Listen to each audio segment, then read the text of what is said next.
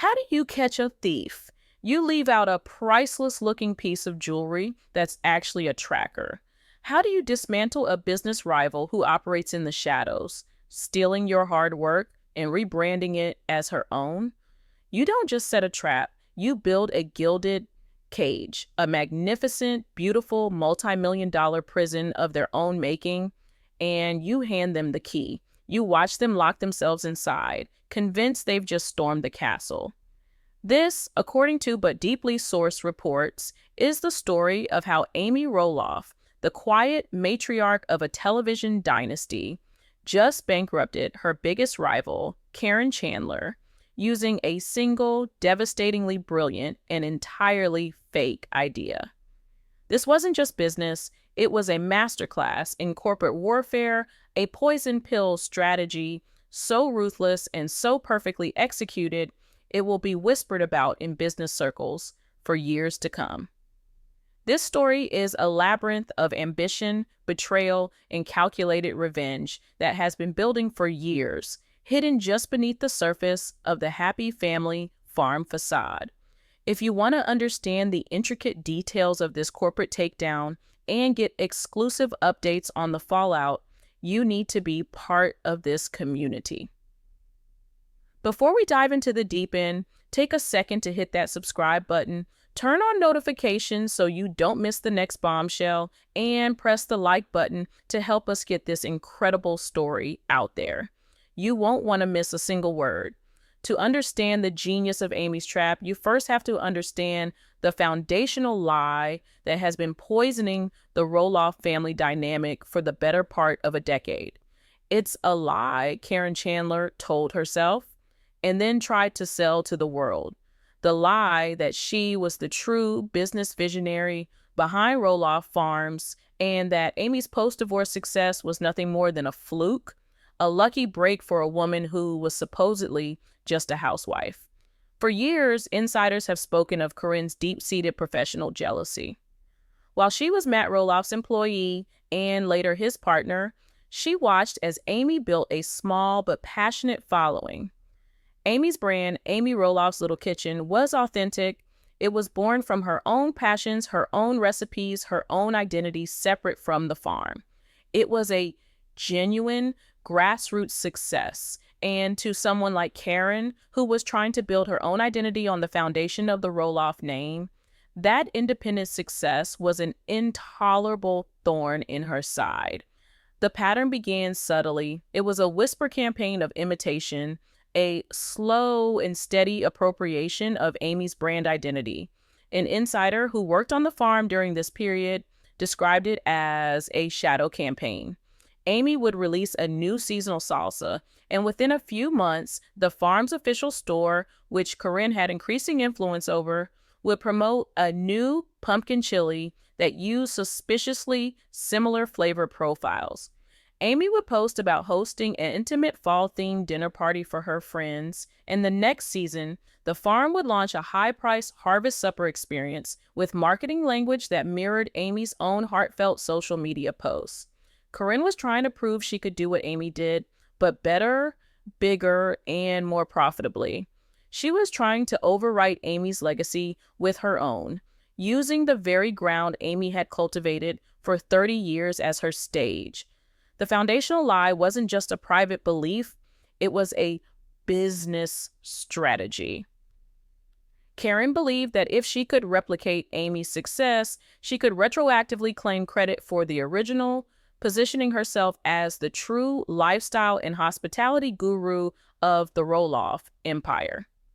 But Amy Roloff is not naive. She is a woman who has navigated the treacherous waters of reality television, a messy public divorce, and the complexities of a multi-million-dollar family business for decades. She sees more than she lets on. The small coincidences, the mirrored ideas, the slightly too similar branding, they weren't lost on her. At first, she might have brushed it off as coincidence or even a twisted form of flattery. But then the incidents became more specific, more targeted, and more alarming. A source extremely close to Amy's small business circle recounts a pivotal moment. Amy had been developing a new product line, a series of artisanal baking mixes. The project was in its infancy, discussed only with her two most trusted team members. The idea was to create a high-end, gluten-free line, tapping into a niche market. Less than a month after these confidential brainstorming sessions, a well-known food blogger with documented social ties to Caryn posted a lengthy article musing about the untapped market for a luxury gluten-free baking brand, and specifically mentioned how a place like Roloff Farms would be the perfect launchpad for such a venture. The post was vague enough to be deniable, but the timing and specificity were a blaring alarm bell for Amy. It was a shot across the bow. Another incident, according to our insider, involved a promotional strategy for her cookbook. Amy's team had devised a unique golden ticket style giveaway, a concept they workshopped in a private Zoom meeting. The plan was to insert 5 signed certificates into books sold online, granting the winners a private cooking lesson with Amy. It was a secret, high-value marketing hook. 2 weeks before Amy's launch, Roloff Farms announced a Golden Gourd contest for pumpkin season, where 5 pumpkins would be marked with a special symbol, granting the finders a VIP tour with Matt and Caryn. The core concept was identical. The leak was no longer a suspicion. It was a statistical certainty. Someone inside her small trusted circle was feeding information to her biggest rival. This was the point where many would simply fire the suspected employee, change the locks, and try to move on. But Amy Roloff, we are learning, plays chess, not checkers. The personal betrayal, the sting of knowing someone she trusted was working against her, was undoubtedly painful. But that pain was channeled not into emotional reaction, but into cold, hard strategy. She realized that the leak wasn't just a vulnerability. It was a weapon. It was a direct private channel into her rival's headquarters. She could control the information Caryn received. She could use Caryn's own ambition and her pattern of imitation against her. She wasn't just going to plug the leak. She was going to poison the well. The idea for the ultimate sting operation was born. A plan to not only expose the mole and stop the theft of her ideas, but to use Caryn's own arrogance to lead her into a self-inflicted financial catastrophe. This brings us to the architect of deception, the moment Amy transitioned from victim to strategist. She understood that to make the trap work, the bait had to be irresistible. It had to be an idea so big, so flashy, and so perfectly tailored to Caryn's specific ambitions that she would leap at it without a second thought. And so Amy and a single, completely loyal consultant working in total secrecy created 2 business plans. The first was her real project. Sources indicate this was a smart, scalable, and relatively low overhead venture, a subscription box service called Amy's Little Kitchen Pantry. The concept was brilliant in its simplicity. A curated quarterly box featuring one of her signature food products, a new kitchen gadget she endorsed, and exclusive recipe cards. It required minimal new infrastructure, leveraged her existing brand, built a recurring revenue stream, and could be run from anywhere. It was a modern, agile, and highly profitable business model. It was the move of a seasoned entrepreneur. Then there was the second plan, the poison pill. It was a masterpiece of corporate fiction, a Trojan horse disguised as a golden goose. The file was labeled Project Gastropub, the Roloff Farm Legacy Experience. On the surface, the plan was a work of art. It was a 50-page proposal, complete with glossy architectural renderings, detailed floor plans, and a tantalizing executive summary. It proposed converting one of the older, more picturesque barns on Roloff Farms into a high-end gastropub. The concept was intoxicating, a true farm-to-table restaurant where diners could eat a gourmet meal just yards from where the ingredients were grown. It envisioned craft beers with names like the Wedding Barn Wheat and Big Boys Porter, an outdoor patio with fire pits overlooking the pumpkin patch, and a menu designed by a fictional, award-winning Portland chef. It was everything Caryn ever wanted: a permanent, high-profile, hospitality-focused landmark on the farm that would forever cement her status as its new matriarch. It was the perfect bait. But beneath the glittering surface, Amy had woven a web of intricate, almost invisible financial and logistical impossibilities. These were not obvious red flags. They were subtle, deeply embedded flaws that only someone with decades of hands-on experience with the farm or a competent business consultant would ever spot. First, there was the issue of zoning and permits. The plan's budget allocated a mere $50,000 for permits. Amy knew from years of battling with the county over events as simple as pumpkin season parking that rezoning agricultural land for a full-service restaurant with a liquor license was a multi-year, multi-million-dollar legal war. It was a bureaucratic nightmare she had personally navigated and knew to avoid at all costs.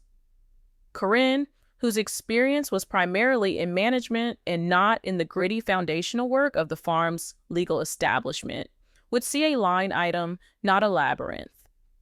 Second was the supply chain fallacy. The business plan boasted that 90% of all produce would be sourced directly from Roloff Farms, a key selling point for the farm-to-table concept. The financial projections were based on this near-zero cost for ingredients. But Amy knew the farm's actual output. It was a seasonal, limited operation. The plan's projected customer volume would require a supply of produce 10 times what the farm could ever hope to produce, even in its best year. The restaurant would be forced to buy the vast majority of its ingredients from expensive external suppliers, completely obliterating the sham profit margins Amy had so carefully crafted in the proposal. The very core of the business model was a lie. Third, the financial projections themselves were a work of malicious fiction.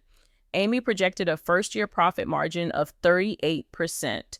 The national average for a new restaurant, a notoriously brutal industry, is between 3 and 5% if they're lucky enough to turn a profit at all. She inflated projected visitor numbers, applying the massive crowds of the 6-week pumpkin season across all 12 months of the year, a ludicrous assumption anyone familiar with the farm's traffic patterns would instantly recognize.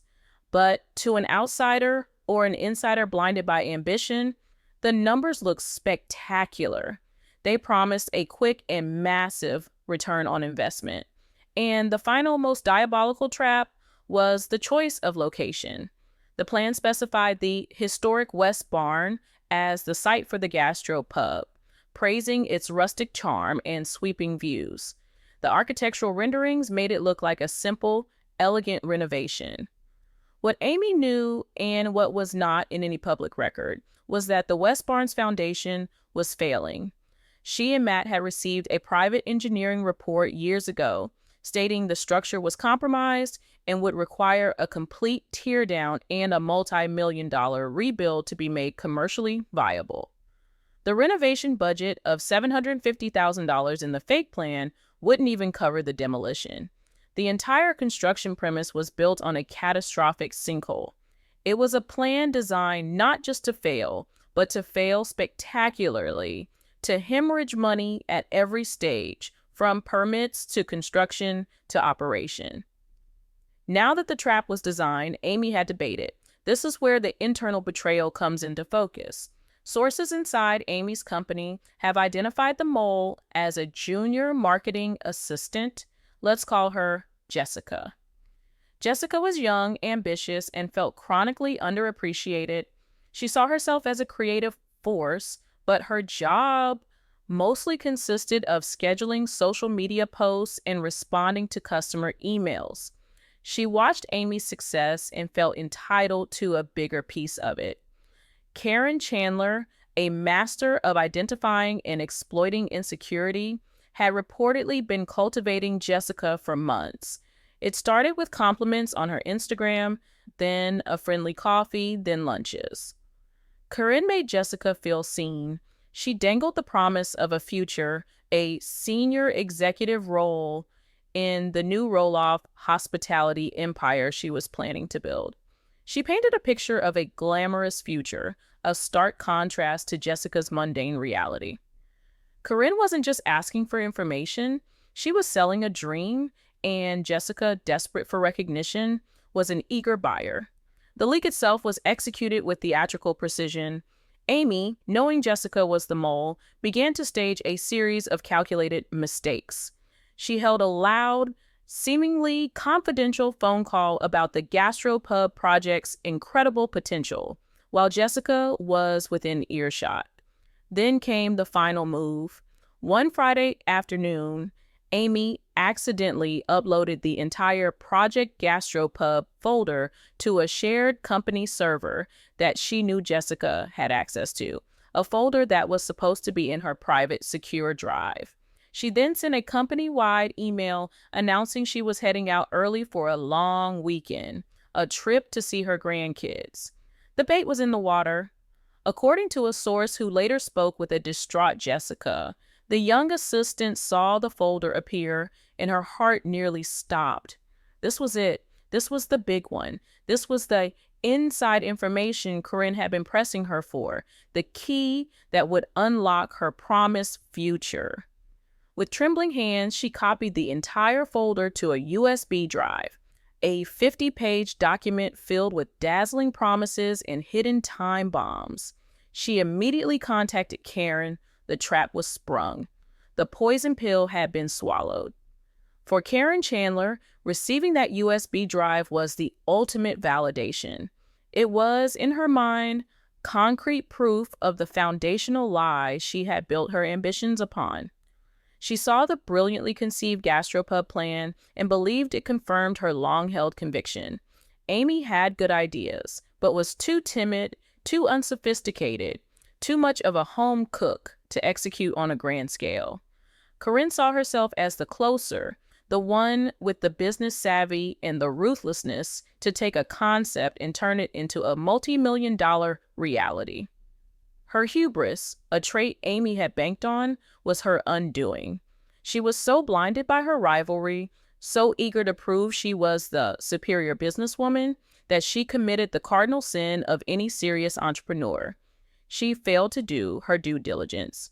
She didn't question the 38% profit margin. She didn't call the County Planning Commission to inquire about zoning on agricultural land. She didn't consult an independent structural engineer about the West Barn. She didn't analyze the farm's real-world supply chain capabilities. She saw what she wanted to see, a brilliant, stolen plan that she could claim as her own. She reportedly presented the idea to Matt Roloff, who, as a builder and a man of grand projects, was instantly enamored by the construction aspect. He loved the idea of transforming a barn into a landmark.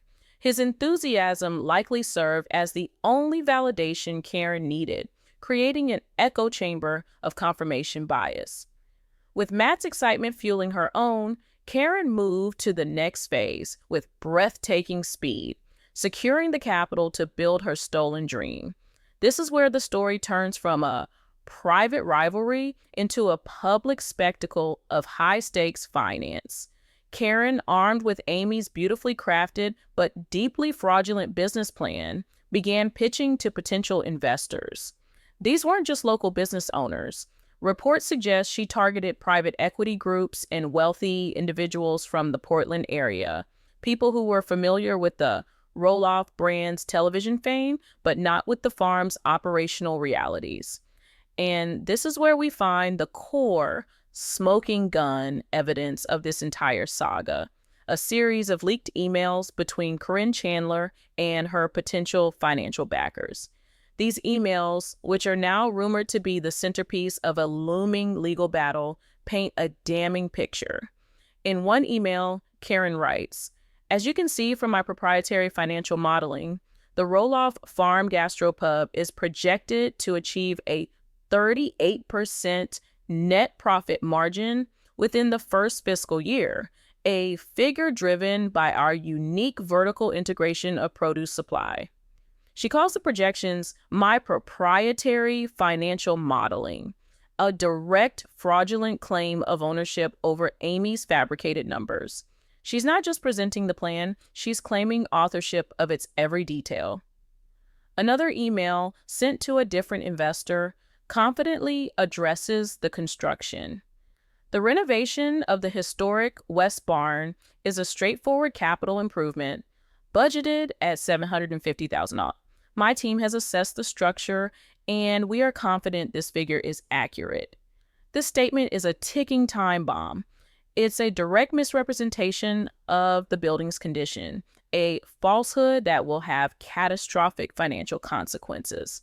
She was repeating, almost verbatim, the lies Amy had written, confidently presenting them as her own well-researched facts.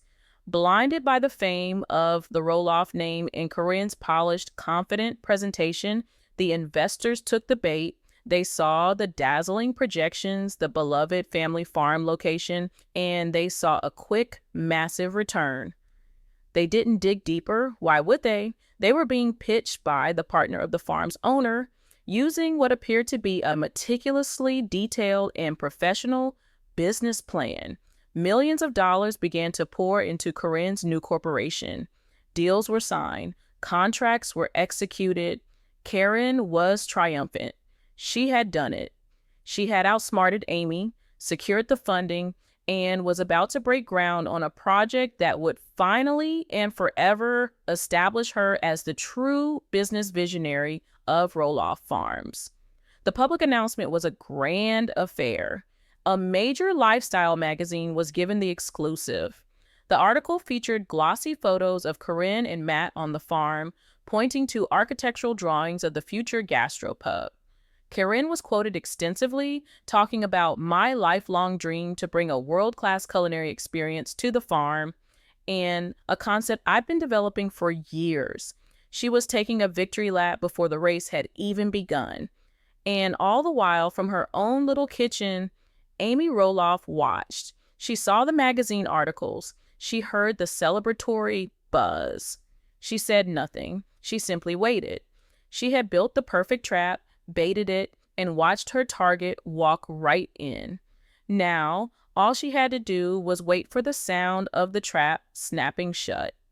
Caryn was at the absolute peak of her perceived success, standing on the edge of a financial cliff she couldn't even see, and Amy Roloff had just handed her a blindfold and a gentle push.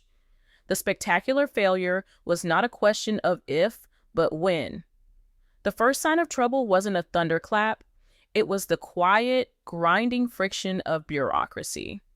The gastropub plan, which had looked so sleek and frictionless on paper, slammed into the brick wall of Washington County's Planning and Zoning Department.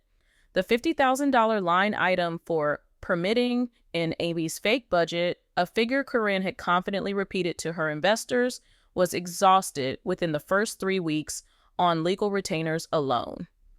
The county officials were not impressed by the Roloff name or the glossy renderings. They saw an agricultural zoned property attempting a complex commercial conversion that involved a new septic system, major water line alterations, and a highly coveted liquor license. Each of those was a separate beastly process. An insider at the county office described the initial meetings as a rude awakening for Caryn's team. They came in expecting a rubber stamp and were handed a stack of paperwork a foot high, with a projected timeline not of weeks but of 18 to 24 months, with no guarantees of success. The cost of the required environmental impact studies, traffic analyses, and public hearings alone was projected to be in the low six figures. The project was already bleeding money before a single shovel had hit the ground. Matt Roloff, a man used to building what he wanted on his own land, was reportedly furious, bogged down in a type of red tape he couldn't simply bulldoze through. Caryn, meanwhile, was forced to go back to her investors, cap in hand, for the first of what would be many unforeseen capital calls. She framed it as a minor delay, a bit of small-town politics, but the seed of doubt had been planted.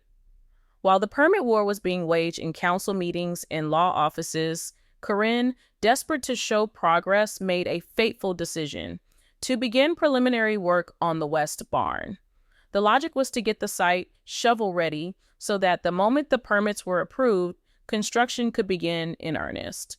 They would start with interior demolition and a structural assessment. This was the moment the subtle, hidden flaws in Amy's plan gave way to a catastrophic, undeniable reality. The demolition crew was inside the barn for less than a day before they stopped work. A foreman, a man who had built barns for 40 years, made an urgent call to the project manager. The main support beams, he said, were compromised by rot and termites. The foundation, a mix of old fieldstone and crumbling mortar, was visibly sinking on the north side. The structure wasn't just old, it was actively unsafe. An emergency team of structural engineers was called in. Their report, delivered a week later, was a death sentence for Caryn's budget and her dream. The West Barn, the charming rustic centerpiece of the entire gastropub concept, could not be renovated. It was a tear down. The foundation was unsalvageable. To build a commercial-grade restaurant on that spot would require a complete demolition, excavation, and the pouring of a new multi-million-dollar foundation and support structure. The $750,000 renovation budget was a fantasy. The real cost to simply create a safe, buildable site would be closer to $3 million, and that was before a single wall of the new restaurant was even framed. The news hit Caryn's camp like a shockwave. The project was now facing not just a 6-figure legal delay, but a 7-figure construction disaster. The total project cost had effectively tripled before it had even begun. Panic set in. According to a source close to the project, the meetings between Caryn, Matt, and the investors became increasingly tense and accusatory. The investors wanted to know how a structural assessment, which Caryn had claimed in her emails had already been done, could have missed this. Caryn, with no good answer, reportedly tried to shift the blame, suggesting the demolition crew had been reckless or that the initial engineers she never actually hired were incompetent. But the facts were undeniable, written in the crumbling mortar of the West Barn's foundation. Her credibility was shattering. It was during this chaotic period that the mole, Jessica, began to understand the true nature of her situation. She wasn't a future executive in a thriving new company. She was a low-level accomplice in a financial train wreck. She read the increasingly panicked articles in the local business journals. She heard the whispers of lawsuits from angry investors, and she was terrified. Her promised high-paying job was a mirage, and in its place was the very real possibility of being named in a fraud investigation. She frantically tried to contact Caryn, looking for reassurance for the promised protection. But the Caryn who had once wooed her with compliments and promises of a glamorous future was gone. In her place was a desperate, defensive woman who saw Jessica not as a partner, but as a liability. According to text messages later provided as evidence, Caryn's tone shifted from friendly to dismissive and then to openly hostile. When Jessica expressed her fear about the project collapsing, Caryn allegedly texted back, "This is a high-level business. Things get complicated. You need to stay quiet and trust the process." When Jessica mentioned the investors in the word fraud, Caryn's response was ice cold. "You were never an employee. You were an informant. We have no formal relationship. Don't contact me again." That was the moment Jessica realized she had been used and was about to be discarded. Caryn had cut her loose. The dream Caryn had sold her had turned into a personal nightmare, and she was completely alone. Driven by a mix of terror and a desperate need for self-preservation, Jessica made the one move she had left. She went to Amy. It was not an easy decision. She was confessing to a woman she had betrayed, a woman whose entire business strategy she had tried to help sabotage. A source close to Amy describes the scene as profoundly dramatic. Jessica showed up at Amy's house unannounced, distraught, and in tears. She confessed everything. She told Amy about how Caryn had cultivated her, flattered her, and made promises she never intended to keep. She admitted to copying the gastropub plan from the shared server and giving it to Caryn. And then she produced her phone. She handed it to Amy and showed her the entire text message history with Caryn Chandler. The initial flattery, the request for inside information, the explicit promises of a job in exchange for corporate secrets, and finally, the cold, brutal dismissal. It was all there in black and white. Amy now had the smoking gun. She had the mole, the confession, and irrefutable time-stamped proof of Caryn's conspiracy to commit corporate espionage. Amy Roloff's response was not one of emotional outburst or triumphant gloating. It was the calm, collected action of a strategist who had just received the final piece of her puzzle. She listened to Jessica's entire story. Then she made a call, not to the press, not to Matt, but to a senior partner at one of Portland's most aggressive corporate law firms. The game had entered its final and most brutal phase. As Caryn's gastropub venture publicly imploded, with construction halted and rumors of insolvency swirling, the first legal bombshell dropped. It came from the investors. They filed a massive lawsuit in civil court against Caryn Chandler and her newly formed LLC, alleging investor fraud, negligent misrepresentation, and breach of fiduciary duty. Their lawsuit quoted directly from Caryn's emails, citing her claims of proprietary financial modeling and her confident assertions about the straightforward renovation. They argued that she had presented a business plan she either knew was fraudulent or had failed to perform even the most basic due diligence on. The lawsuit not only sought the return of their multi-million-dollar investment, but also punitive damages. The filing triggered an immediate investigation by the state's Financial Securities Division, raising the terrifying prospect of criminal charges for defrauding investors. Caryn was now fighting for her financial life on one front, facing a phalanx of high-priced lawyers who wanted their clients' money back. But that was just the opening salvo. A week later, the second bombshell hit, and this one was aimed not just at Caryn's wallet, but at her very identity. Amy Roloff's lawyers filed their own civil suit. This wasn't about money, though they were asking for millions in damages. This was about destruction. The lawsuit was for corporate espionage, theft of intellectual property, tortious interference, and unfair business competition. The legal filing laid out the entire story in meticulous, excruciating detail. It described the pattern of imitation, the cultivation of the mole, and the outright theft of a business plan. The centerpiece of the lawsuit was Jessica's sworn affidavit and the complete transcript of her text messages with Caryn. Amy's lawyers argued that it didn't matter that the business plan was fake. The crime was in the act of stealing it. They argued that Caryn had built her entire business strategy on a foundation of theft, and Amy had the proof. The fallout was immediate and catastrophic. Caryn Chandler was now being sued from two different directions. Her investors were trying to claw back their money, and her rival was systematically dismantling her reputation. The legal fees alone were astronomical, reportedly forcing her and Matt to take out a significant mortgage against the farm, putting the entire Roloff legacy at risk to pay for a mess of Caryn's own making. The glossy magazine articles that had once celebrated her as a visionary now looked like monuments to hubris and deceit. Her name, which she had worked so hard to elevate, became synonymous with failure and fraud in the Portland business community. The half-demolished West Barn sat on the farm like a tombstone, a constant, visible reminder of her spectacular downfall. And what of Amy Roloff? Amidst the legal chaos and the public implosion of her rival, she made a quiet announcement on her Amy Roloff's Little Kitchen Instagram page. She was officially launching her new venture.